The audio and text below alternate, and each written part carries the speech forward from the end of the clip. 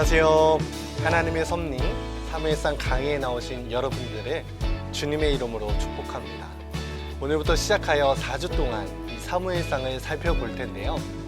역사의 흐름 속에서 하나님께서 어떻게 섭리하시는지 알아보고, 또한 우리가 살아가는 이 코로나의 시대 속에서도 섭리하시는 하나님의 숨결을 느끼는 시간 되었으면 좋겠습니다.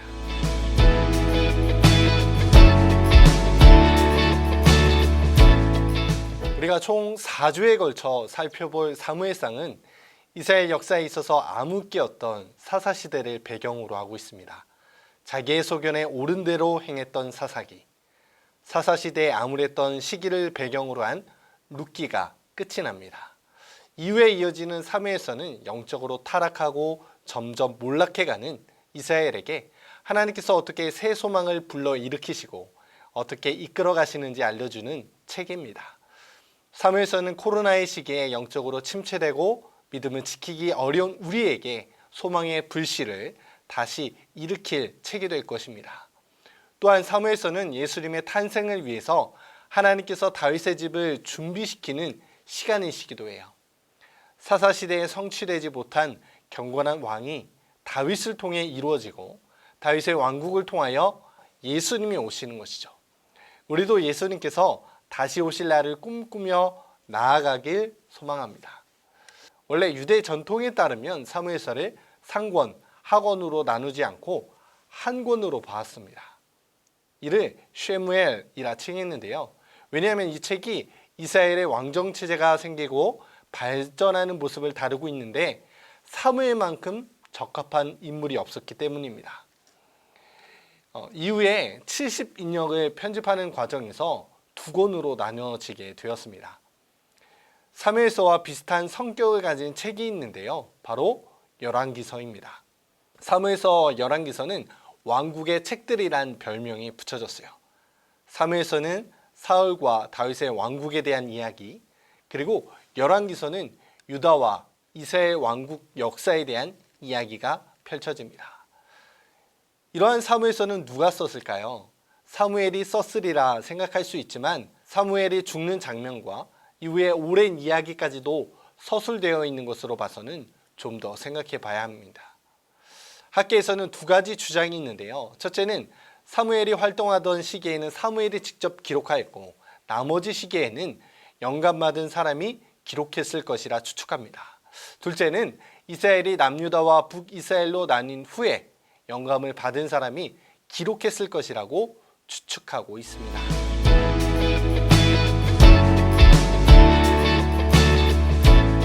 사무엘상 1장 1절에는 한 사람을 소개하고 있어요. 에브라임 산지 라마다임 소빔에 에브라임 사람 엘가나라 하는 사람이 있었으니 그는 여로함의 아들이요 엘리우의 손자요 도우의 증손이요 숲의 현손이더라. 여기서 엘가나를 소개하고 있죠.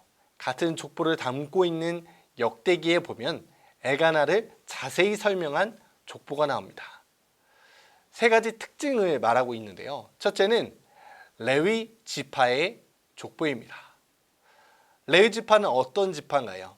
하나님만을 섬기는 제사장 지파였습니다. 이것이 두 번째 특징이고요. 셋째, 엘가나의 족보에는 특별한 직분이 있었는데요. 바로 찬송하는 직분이었습니다. 엘가나는 레위 지파였고요. 제사장이었으며 특별히 찬양하는 자였어요. 이 정도면 굉장한 믿음의 가정이라 할 수 있죠. 이어서 2절에 보면 그에게 두 아내가 있었으니 한 사람의 이름은 한나요 한 사람의 이름은 브닌나라. 브닌나에게는 자식이 있고 한나에게는 자식이 없었더라. 엘가나는 굉장한 믿음의 가정을 이루었지만 그에게는 아내가 둘이 있었습니다. 하나님을 섬기는 성직자인데 지금으로 말하면 목사님이 되겠죠. 목사님에게 두 아내가 있다. 어떠신가요? 지금 이 시대에는 도저히 용납되지 않는 문제입니다. 그런데요, 엘가나가 살던 그 당시에는 이러한 일이 이상하지 않고 오히려 자연스러운 시대였습니다. 백성들도 이상하게 여기지 않았죠. 결혼이라는 것은 아담과 하와 때부터 시작되었는데요. 하나님께서는 이 결혼이라는 것을 통해 인간에게 일부 일처제를 허락하셨습니다. 그러나 타락한 인간은 결혼이라는 언약을 어기기 시작했죠. 하나님의 법을 어기고 최초로 첩을 얻은 사람은 바로 최초의 살인자 가인이었습니다. 심지어 믿음의 조상인 아브라함도 첩을 두었죠. 그러다가 첩을 두는 것이 이스라엘에 보편화되기 시작합니다. 이것이 사사시대에도 이어지고 이러한 영향으로 엘가나도 두 아내를 두고 있었던 것이죠. 두 아내 중 하나는 한나였고요. 다른 아내는 브닌나였습니다. 이 절을 가만히 자세히 들여다보면 한나의 이름이 처음에 등장하고 뒤에는 브닌나의 이름이 나옵니다. 그런데 그 다음에 보니까 순서가 바뀌어 등장해요. 브닌나가 먼저 나오고 한나의 이름이 나중에 나옵니다. 여기서 이름의 순서가 바뀐 기준이 무엇일까요? 바로 자식이 있고 없고에 따라 순서가 바뀌었습니다. 열매를 맺지 말아야 될 여인에게 열매가 있었고 열매를 맺어야 될 여인에게 열매가 없었죠. 이것은 무엇을 뜻하는가? 바로 그 시대의 백성들의 삶을 그대로 반영한 장면이라 할 수 있습니다. 엘가나의 가정은 하나님을 섬기는 가정이었어요. 그러나 첩을 두었고 경건하지 못한 모습들이 있었죠. 이는 이스라엘이 제사장 나라로 하나님을 섬기는 나라였지만 실상은 그렇지 못하고 정체성이 흔들렸던 것입니다. 3절 말씀에 보니까 이 사람이 매년 자기 성읍에서 나와서 실로에 올라가서 만군의 여호와께 예배하며 제사를 드렸는데 엘리의 두 아들 홈니와 비느하스가 여호와의 제사장으로 거기 있었더라. 이스라엘의 모든 남자는 1년에 3번씩 정해진 기간에 하나님의 성소로 올라가 제사를 드렸습니다. 그런데 자기의 소견에 옳은 대로 행했던 사사시대를 거치면서 1년에 한 번만 드리게 되었어요. 엘가나 또한 1년에 한 번 제사를 드리기 위해 실로로 올라갑니다. 이 실로는요, 예루살렘 북쪽으로 약 32km 지점에 위치해 있는데요.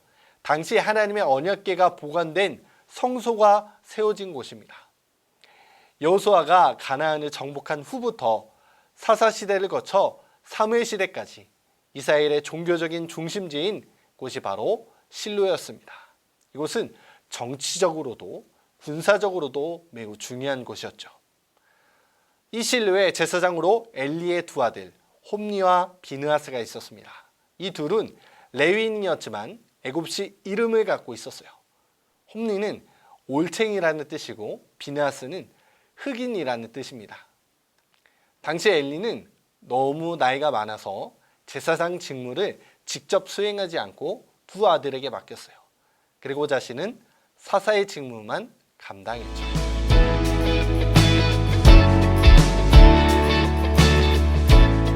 이어서 4절과 5절을 보겠습니다.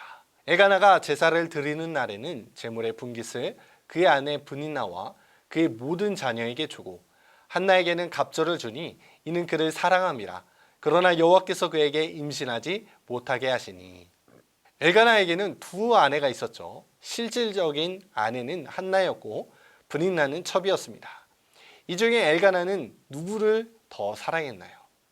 네, 맞습니다. 한나였습니다. 물질이 있는 곳에 마음이 있다고 한나에게 더 많은 재물을 주었어요. 그런데 사랑의 표시로 많은 재물을 받았던 한나는 과연 행복했을까요? 그렇지 않았습니다. 한나의 마음 깊은 곳에는 남편 엘가나의 갑절의 사랑을 받고도 위로가 되지 않는 슬픔이 가득 차 있었어요. 한나가 슬퍼하는 이유를 6절에서 찾아볼 수 있는데요. 여호와께서 그에게 임신하지 못하게 하심으로 그의 적수인 브닌나가 그를 심히 격분하게 하여 괴롭게 하더라.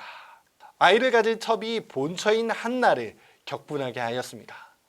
참으로 어이없는 일이 일어나고 있는 것이죠. 한나의 마음은 얼마나 아팠을까요? 당시 히브리 사람들은 아이가 있느냐 없느냐를 이렇게 생각했어요. 생명은 하나님의 주권에 있는데 여자가 결혼하여 아이를 갖지 못하는 경우는 여자가 하나님께 버림받아 끊어졌거나 벌을 받는 것으로 여겼습니다. 이러한 생각 때문에 첩이 본처를 격분시킬 수 있었던 것이죠. 그래서 브니나는 한나가 하나님으로부터 버림받았구나, 죄로 인해 벌을 받고 있다 생각하며 매일같이 조롱했던 것이죠. 그렇다면 한나가 남편의 많은 사랑을 받았음에도 위로가 되지 않았던 것은 단지 아이가 없어서 그런 걸까요? 아니면 하나님과의 관계에서 오는 것이었을까요? 바로 하나님과의 관계로부터 오는 문제였습니다. 이에 한나는 작정을 하고 하나님께 기도합니다. 10절 말씀에 한나가 마음이 괴로워서 여호와께 기도하고 통곡하며, 한나는 하나님 앞에 통곡하며 기도를 드립니다. 견딜 수 없는 상처와 아픔으로 인해 하나님 앞에 승부수를 던진 것이죠. 그런데 엘리 제사장이 보기에는 한나가 주저앉아서 기도하는데 술주정을 한 줄 알고 포도주를 끊으라고 말하죠. 이때 15절에 한나가 이렇게 고백합니다. 내 주여, 그렇지 아니하니이다. 나는 마음이 슬픈 여자라 포도주나 독주를 마신 것이 아니오 여호와 앞에 내 심정을 통한 것뿐이오니. 한나가 고백한 내용 중 심정을 통한다는 것은 무엇일까요? 한나의 기도를 자세히 들여다보겠습니다. 11절 말씀, 서원하여 이르되 만군의 여호와여, 만일 주의 여종의 고통을 돌보시고 나를 기억하사 주의 여종을 잊지 아니하시고 주의 여종에게 아들을 주시면 내가 그의 평생에 그를 여호와께 드리고 삭도를 그의 머리에 대지 아니하겠나이다. 하나님과 한나가 심정이 통한 기도인데요, 뭔가 이상한 부분이 있지 않나요? 한나는 아들 하나만 있으면 모든 문제가 다 해결됩니다. 매일마다 듣기 싫었던 그 브닌나의 조롱도, 세상의 손가락질도 다 끝이 나요. 그런데 아들을 주시면 다시 주님께 드리겠다고 한나는 기도하고 있는 거예요. 아니, 다시 드릴 아이를 왜 그렇게 한나는 간절히 통곡하면서 간구했을까요? 그 비밀은 바로 기도에 있습니다. 한나는 목숨을 걸고 통곡하며 기도했어요. 그러던 와중에 하나님과 심정을 통하는 경험을 하게 되는 것이죠. 바로 이 기도를 통하여 한나는 하나님의 마음을 알게 되었고, 하나님께서도 한나의 마음을 알아버리신 것입니다. 하나님께서는 이 무너진 사사시대의 백성들을 보면서 참 마음이 아프셨을 것 같아요. 그러면서도 하나님의 마음을 알아줄 그 한 사람을 찾고 계셨습니다. 이때 한나가 하나님께 기도를 하면서 이 아이를 달라는 기도가 하나님께 쓰임받는 자녀로 드리겠다는 기도로 바뀌게 된 것이죠. 자신의 필요를 따라 기도했다가 하나님과 심정을 통한 후 기도의 내용이 바뀌었습니다. 이것이 바로 기도의 신비예요. 이 기도를 통해 하나님께서 응답해 주신 결과가 사무엘입니다. 사무엘 이름에도 그 의미가 잘 나타나 있는데요, 사무엘은 여호와께서 들으셨습니다는 뜻입니다.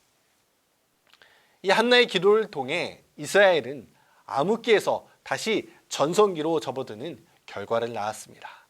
이 사무엘을 통해 쇠락해 가던 이스라엘의 온 땅에 하나님의 말씀이 전해지고 가르쳐지면서 다시 하나님 나라로 변화되어 가게 되죠. 우리도 또한 이 기도를 통하여 하나님과 심정을 통하는 경험이 있었으면 좋겠습니다.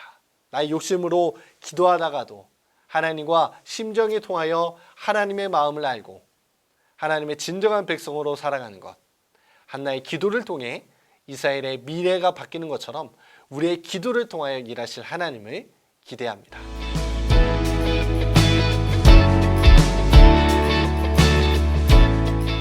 사무엘상 2장은 크게 두 부분으로 나뉘는데요, 하나는 한나의 노래고 다른 하나는 사무엘과 엘리의 두 아들 이야기가 나옵니다.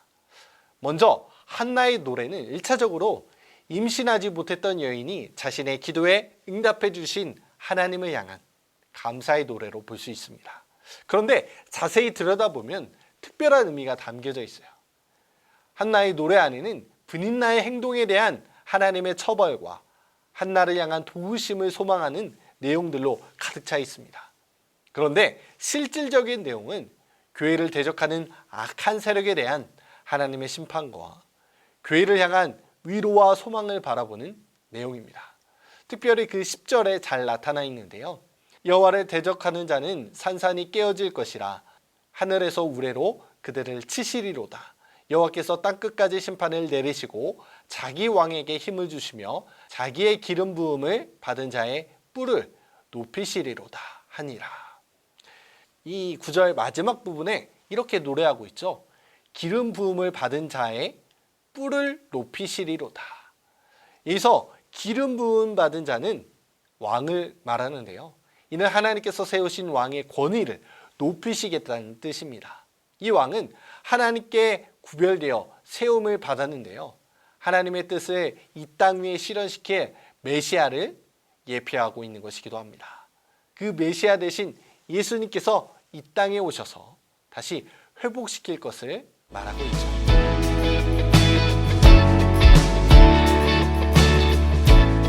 다음으로 사무엘과 엘리의 두 아들 이야기는 계속 서로 교차하면서 나옵니다. 엘리의 두 아들 이야기를 한 번 한 후에 사무엘의 이야기가 전개되는 형식이 계속되죠. 그런데 이 두 그룹 이야기는 극명하게 대조를 이룹니다. 하나는 계속 멸망으로 향하고 다른 하나는 하늘을 향하여 날아오르고 있습니다. 그중 하나인 사무엘은 사사시대의 몰락과 함께 새로운 왕정시대의 연결고리를 하는 것이죠. 사실 이스라엘의 역사는 사사시대로 끝이 날지도 모릅니다. 하나님의 심판대로라면 말이죠. 그러나 하나님은 이스라엘을 포기치 아니하시고 사사시대의 문을 닫고 새로운 왕정시대의 문을 여셨습니다. 우리는 보통 이스라엘 백성들이 주변 나라들처럼 왕을 요구했기 때문에 하나님께서 왕정시대를 열어주셨으리라 생각합니다. 그런데 훨씬 이전에 쓰여진 신명기서를 보면 하나님께서 미리 생각하고 계셨음을 알 수 있어요. 신명기 17장 14절 말씀, 내가 내 하나님 여호와께서 내게 주시는 땅에 이르러 그 땅을 차지하고 거주할 때에 만일 우리도 우리 주위의 모든 민족들 같이 우리 위에 왕을 세워야겠다는 생각이 나거든. 가나안 땅을 차지하기도 전에 하나님은 백성들의 이러한 요구가 있을 것이라 예상하셨습니다. 하나님은 다 알고 계셨던 것이죠. 그래서 하나님께서는 이스라엘 백성들을 다스리는 왕에게 세 가지를 못하도록 명령하셨습니다. 첫째는 병마를 많이 두어서는 안 된다는 것입니다. 왜 병마를 많이 두지 말라는 것일까요? 병마가 많을수록 다른 나라와의 전쟁에서 유리할 텐데 말이죠. 그러나 전쟁은 여호와 하나님께 속한 것이기 때문에 병마를 많이 두어서는 안 된다는 것이었습니다. 여호와 하나님보다 병마를 더 의지하는 왕이 되기 쉽기 때문이죠. 그래서 이스라엘 백성들은 전쟁 중에서 말을 포획하면 말의 뒷발의 힘줄, 즉 아킬레스건을 끊어놓도록 했습니다. 이는 이스라엘 나라는 많은 병마가 아닌 하나님께서 친히 지켜주시고 보호해 주신다는 의미가 담겨져 있는 것이죠. 둘째는 아내를 많이 두어서는 안 됩니다. 그 당시 결혼이란 단순히 남자와 여자만의 사랑이 아니었어요. 정치적으로도 종교적으로도 매우 깊은 관계가 있는 것이죠. 결혼할 때 여자들은 자신들이 섬기던 신을 가져옵니다. 하나님께서 이방 여인과 결혼을 금하신 이유는 민족 차별을 위해서가 아니라 그들이 섬기는 이방신 우상들을 들여와 혼합 종교가 될지도 모르기 때문이죠. 가장 큰 예로 솔로몬이 될 수 있겠는데요. 주변 나라에서 우러러 볼 정도로 강대국이었던 솔로몬의 이스라엘은 점점 무너져 그의 아들들에 의해 나라가 두 동강이 나고 맙니다. 이렇게 된 가장 큰 이유는 바로 많은 아내를 두었기 때문이에요. 성경에 보면 솔로몬은 1000명의 여자를 거느렸습니다. 이방 여자들과 정력적 차원에서 결혼을 하기도 했는데 이들은 자신들이 섬기던 신을 데려와서 신앙을 흔들어 놓았어요. 그러다 보니 하나님께서 지키는 나라에서 다른 신들도 함께 들어와 정체성에 혼란이 생기게 되고 점점 멸망의 길로 접어들게 된 것이죠. 셋째는 은금을 많이 가지지 말라는 것이었습니다. 은금은 세상에서 가장 가치 있고 많은 사람들이 가지고 싶어하는 것이었죠. 그런데 은금이 많다면 그것으로 모든 일을 처리하고 해결하려고 했을 것입니다. 하나님께서는 하나님 자신이 아닌 다른 무엇으로 뭘 해보려는 것을 싫어하세요. 하나님께서는 우리의 힘이 아닌 하나님의 힘을 통해 역사를 이루어 나가길 원하십니다. 이렇게 병마, 아내, 은금을 많이 가지지 말라는 것은 오직 이스라엘 백성들의 참된 왕이신 하나님을 의지하게 하기 위함이었습니다. 하나님의 백성들이 살아가는 삶의 원리는 오직 하나님께서 통치하시고 경영하시고 이끄신다는 것이죠. 하나님께서는 이 세 가지를 금하시고 한 가지를 꼭 지키라 말씀하셨습니다. 신명기 17장 18절에서 19절. 그가 왕위에 오르거든 이 율법서의 등사본을 레위 사람 제사장 앞에서 책에 기록하여 평생에 자기 앞에 두고 읽어 그의 하나님 여호와 경외하기를 배우며 이 율법의 모든 말과 이 규례를 지켜 행할 것이라. 바로 하나님의 말씀을 배우고 지키라는 것입니다. 이 세 가지를 금하고 한 가지를 지키라 말씀하신 것이 나중에 이스라엘의 왕이 필요하다는 말이 나올 경우를 대비해서 미리 남기신 명령이셨습니다.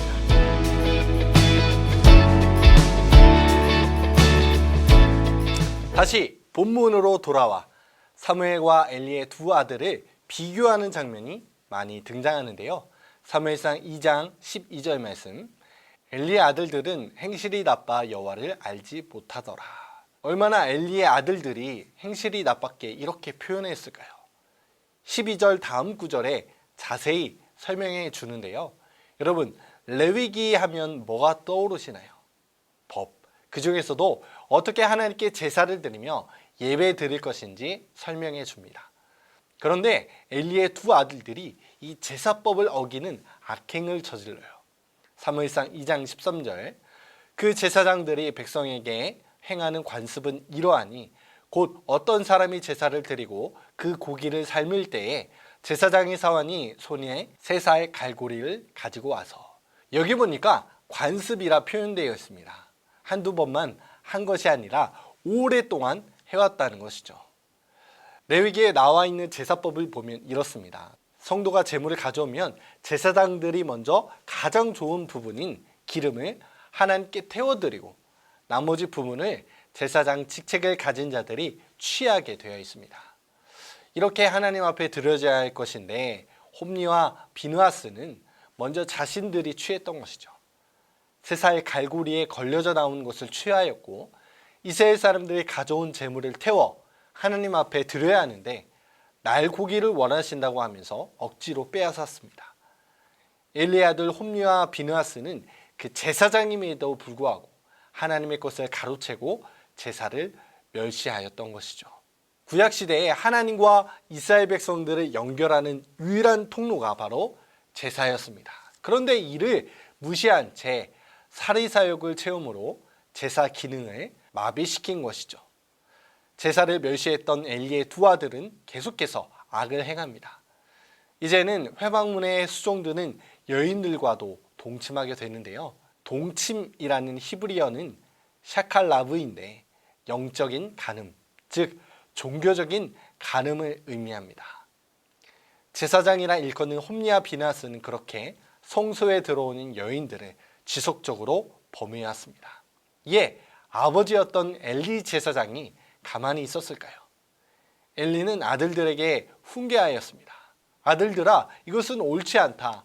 너희가 사람에게 죄를 지으면 하나님의 도우심을 받을 수 있지만 하나님께 죄를 지으면 누가 너희를 도울 수 있겠니? 그런데 홈리와 비느하스는 어떠했나요? 아버지의 훈계를 듣지 않고 죄는 계속되었습니다. 아버지의 말도 먹히지 않는 시점에 이른 것이죠. 그런데 홈리와 비느하스 이야기 사이에 이들과 비교되는 사무엘 이야기가 등장합니다. 사무엘상 2장 18절에서 19절에 보면 사무엘은 어렸을 때에 세마포 옷을 입고 여호와 앞에 섬겼더라. 그의 어머니가 매년 드리는 제사를 드리러 그의 남편과 함께 올라갈 때마다 작은 겉옷을 지어다가 그에게 주었더니, 엘리의 두 아들은 점점 망하는 길로 내려가는 반면 사무엘은 점점 하나님께로 올라가고 있었습니다. 또한 18절에 보니까 세마포 에봇을 사무엘이 입었다고 나왔습니다. 특별한 옷에는 특별한 의미가 담겨져 있는데요. 창세기에도 보면 야곱이 요셉에게 어릴 적부터 어떤 옷을 입혔나요? 채색 옷이었습니다. 야곱이 사랑하는 라헬을 통해 늦은 나이에 얻은 아이니 다른 아들들에 비해 이뻐서 채색 옷을 입힌 것이 아니었습니다. 채색 옷은 말씀을 잘 배우고 훈련받은 아들에게 입히는 옷이었어요. 요셉은 어릴 때부터 하나님의 말씀에 집중한 삶을 살았다는 뜻이죠. 18절에 나오는 세마포 에봇은 제사장이 입는 옷이기는 하지만 하나님의 말씀을 배우거나 가르치는 숙련자들에게도 이 옷을 입힙니다. 이 옷을 통해 어릴 때부터 사무엘은 하나님의 말씀을 듣고 배우고 전하는데 철저히 훈련을 받으며 살아왔음을 알 수 있죠. 21절에 보니까 사무엘이 어떻게 자라고 있는지 알 수 있습니다. 여호와께서 한나를 돌보시사 그로 하여금 임신하여 세 아들과 두 딸을 낳게 하셨고 아이 사무엘은 여호와 앞에 자라니라. 사무엘이 여호와 앞에 뭐 한다고 기록되어 있나요? 네, 자란다고 표현합니다. 이 부분을 나눠서 살펴보겠습니다. 먼저 21절 앞에 보면 어떻게 기록하고 있나요? 여호와께서 한나를 돌보시사라고 되어 있습니다. 이 말에는 역설적으로 심판이라는 개념이 담겨져 있어요. 이상하죠? 돌보신다는 게 왜 심판의 내용이었을까? 한번 생각해 보세요. 바다에 배가 떴다는 것은 물이 있다는 것을 전제로 하고 있죠. 그때 배 안에 있는 사람들은 구원을 받았고 배 밖에 있는 사람들은 어떻게 되었나요? 물로 말미암아 심판을 받게 됩니다. 이 돌보시사라는 말 속에는 또한 하나님이 방문하여 계신다는 뜻이기도 합니다. 하나님께서 방문하여 계신다는 것은 그 자체가 바로 심판이에요. 하나님의 말씀에 붙들려 점점 자라는 자에게는 구원의 기초가 되고 은총이 되지만 말씀에 떨어져 있는 자에게는 심판이 되는 것이죠. 그런데 하나님께서 왜 한나를 돌보셨을까요? 하나님께서는 사무엘을 바친 한나에게 아들 셋과 딸 둘을 더 허락하십니다. 사무엘 한 명에 5배를 갚아주신 것이죠. 왜 그러셨을까요? 한나는 아들이 없는 슬픔을 안고 하나님 앞에 나아가 아들을 구했습니다. 기도 중 하나님과 심정이 통하는 경험을 했고 하나님께 다시 아들을 드리겠다고 고백했죠. 한나에게는 생명보다 더 귀한 아들을 하나님께서 취해 가신 것입니다. 하나님께서 한나의 마음 깊숙이 있었던 아들을 빼앗아 간 것이죠. 그리고 5배를 갚아주셨습니다. 그 이유를 출애굽기 22장에 나오는 율법을 통해 알 수 있는데요. 22장 1절에 보면 남의 소를 가져왔을 때 5배를 주고 양을 가져왔을 때는 4배를 갚아주라. 이렇게 말합니다. 하나님께서는 그분의 역사를 이루기 위해서는 한나의 품에서 사무엘을 데려오셔야만 했습니다. 그리고 5배를 갚아주신 것이죠. 이것이 하나님께서 한나를 돌보신 내용입니다. 미리 계산하셨던 것이죠. 하나님께서는 세상 사람들처럼 떼먹지 아니하시고 반드시 갚으시는 분임을 알 수 있습니다. 한편 하나님께서는 죄악에 대해서도 갚으시는 분이세요. 사무엘상 2장 29절에서 34절에 보면 하나님께서 엘리의 두 아들 홈리와 비느하스의 행실을 책망하시고 멸망을 예고하십니다. 엘리의 두 아들은 한날 한시에 죽임을 당합니다. 이렇게 되었으니 제사를 집행할 사람이 없었겠죠. 여기서 홈리와 비느하스의 죽음은 제사는 이제 안 되는구나. 매년 반복해서 드리는 인간의 제사로서는 더 이상 구원이 없다는 메시지를 주고 있는 것이죠. 구약 성경의 마지막 책이 뭐죠? 말라기서입니다. 말라기서는 성전의 문을 이제 닫읍시다. 의미 없이 가져오는 예물과 회개 없이 드려지는 예배. 이제는 그만합시다 라고 외치고 있습니다. 하나님께서도 의미 없이 드리는 형식의 제사를 내가 싫어 버림받았다라고 말씀하셨습니다. 그렇게 구약의 제사는 끝이 나죠. 하지만 하나님께서는 끝날 것 같은 이스라엘 역사 한가운데 다윗의 집을 준비시키십니다. 여기에 사무엘이 자라는 모습을 보여주고 있는 것이죠. 이 사무엘은 예수님이 오실 것을 암시하는 청사진입니다. 충실한 제사장, 내 집에 충성스러운 종, 히브리에서는 이를 예수 그리스도라고 말합니다. 예수님께서 오셔서 하나님의 마음과 하나님의 뜻대로 행할 것이라 말씀하세요. 이를 위해 견고한 집, 바로 다윗의 집을 세우신다는 것이죠. 이 이야기를 다윗은 시편 40편에 이렇게 고백했습니다. 주께서 내 귀를 통하여 내게 들려주시기를 제사와 예물을 기뻐하지 아니하시며 번제와 속죄제를 요구하지 아니하신다 하신지라. 그때 내가 말하기를 내가 왔나이다. 나를 가리켜 기록한 것이 두루마리 책에 있나이다. 나의 하나님이여, 내가 주의 뜻을 행하기를 즐기오니 주의 법이 나의 심중에 있나이다 하였나이다. 다윗의 귀를 통하여 하나님께서는 말씀해 주신 내용이에요. 하나님의 음성은 무엇이었나요? 제사와 예물을 기뻐하지 아니하시며 번제와 속죄제를 요구하지 아니하신다는 것입니다. 엘리의 두 아들의 죽음을 통해 이제는 더 이상 제사로서는 온전해질 수 없다는 의미를 내던지고 계신 것이죠. 왜 사무엘상 2장에서는 엘리의 두 아들의 멸망과 사무엘이 자라는 것이 대조되면서 등장하는 거예요. 단순히 어떠한 교훈과 훈계적 차원에서 나온 것이 아닙니다. 하나님의 자비와 언약의 말씀이 인간의 나약함과 불순종에도 불구하고 어떻게 힘있게 자라면서 완성될 것인지 보여주기 위해서 대조하여 보여주신 것입니다.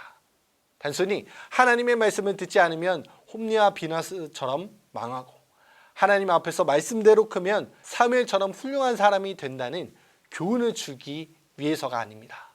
물론 그러한 점도 있겠지만 성경이 진짜 말하려고 하는 것은 참된 왕이 와야 한다는 것이죠. 홈리와 비느하스의 역할은 무엇이었나요? 제사장이었습니다. 그런데 그 제사로 인간이 온전해질 수 없었습니다. 기준대로 매년 제사를 드리지만 온전해지지 않았고 의인이 하나도 없었어요. 인간에게는 의를 찾아볼 수 없다는 것을 알려주시는 것이죠. 그래서 하나님께서는 꺼져가는 등불을 끄지 않으시려고 한 여인의 그 슬픔을 통하여 사무엘을 준비시키셨습니다. 그리고 다윗에게 기름을 부으신 것이죠. 그 다윗을 통해 진정한 왕, 참되신 왕 예수님이 오시게 됩니다.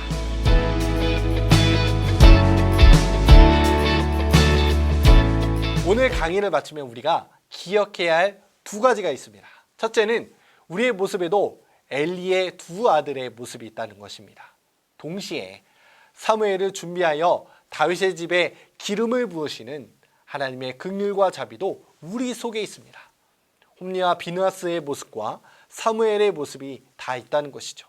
우리가 홈리와 비느하스의 모습을 지니고 있으면서도 하나님은 우리를 무너뜨리거나 멸망시키지 않으시고 다시 구원해 주시길 원하십니다. 그 하나님의 긍휼과 자비로 우리는 오늘을 살아가고 있는 것이죠. 이 은혜를 잊지 않고 진정한 왕이신 예수님을 모시고 살아가는 우리가 되길 간절히 소망합니다.